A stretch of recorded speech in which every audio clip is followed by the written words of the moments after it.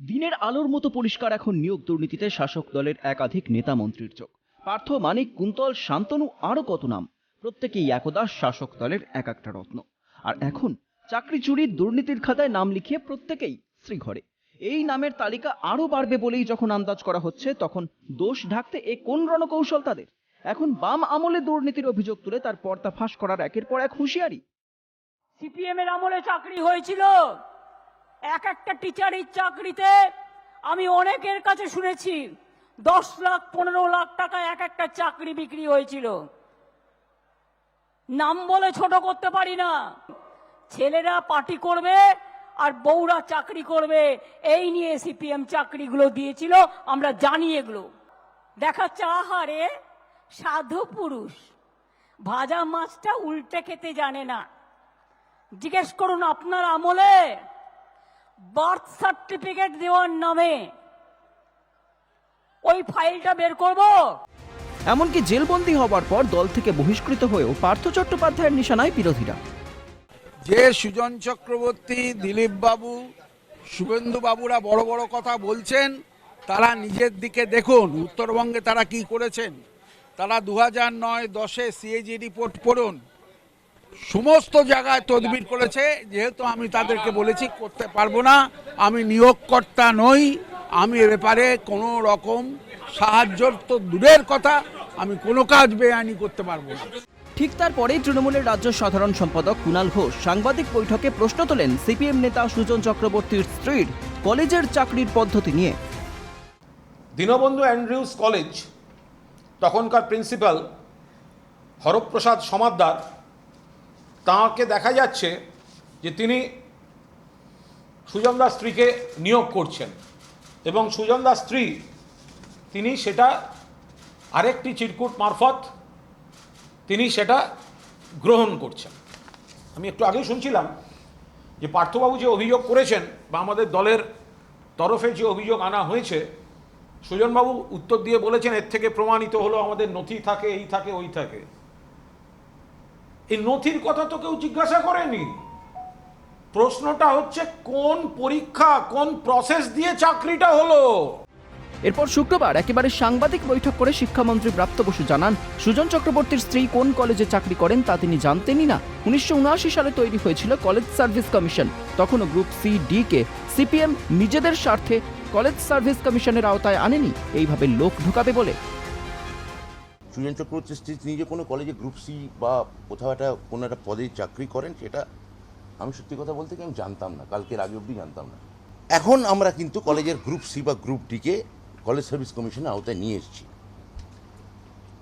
1979 সালে তৈরি হয়েছিল কিন্তু কলেজ সার্ভিস কমিশন, বাম সরকার একটা 2 বছরের মধ্যে।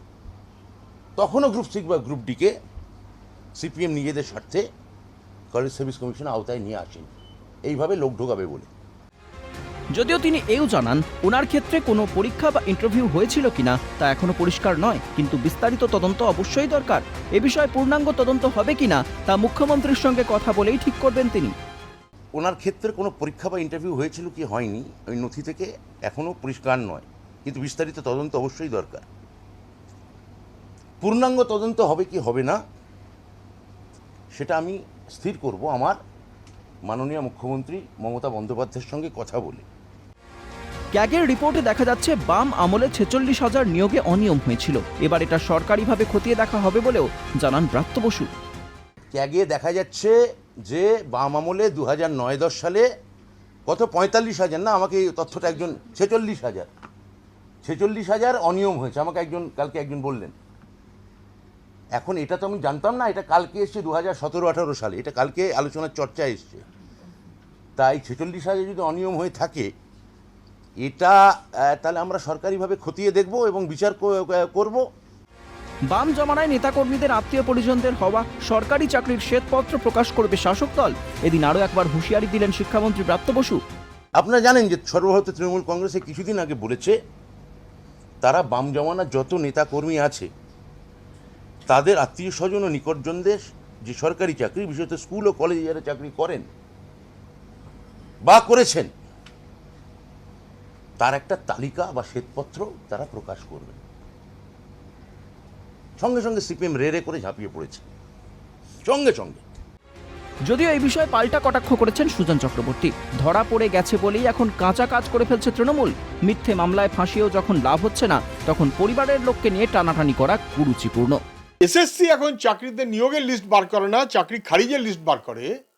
যখন এতটা ধরা পড়ে গেছে তখন নানা রকম প্রচেষ্টা করে করে যখন ফেল, এখন বড্ড কাঁচা কাজ করলো। ওরা বুদ্ধদেব ভট্টাচার্য চেষ্টা করেছে, পারেনি। সূর্যকান্ত মিশ্র পারেনি। অশালীন ব্যবহার করেছে গৌতম দেব, পারেনি। মোহাম্মদ সেলিম পারেনি। আমার বিরুদ্ধে তো কতবার করেছে। সারদা মামলায় ফাঁসাবে, কোর্ট থেকে ডাকবে, সিট টেনে নিয়ে চলে যাবে, তারপর মিথ্যা মানে মার্ডার কেস, খুনের মামলায় আসামি করলো, সবই তো করলো। করেও যখন দেখছে হচ্ছে না, এখন এই পরিবারের লোককে নিয়ে টানাটানি করা, এটা বড্ড হালকা, কুরুচিপূর্ণ। কিন্তু এতে বোঝা যাচ্ছে যে ঢিলটা যে আমরা মারছি তার ঠিক জায়গাতেই লাগছে, যেখানে ক্যাক ক্যাক করে উঠছে আর রাগারাগি করছে।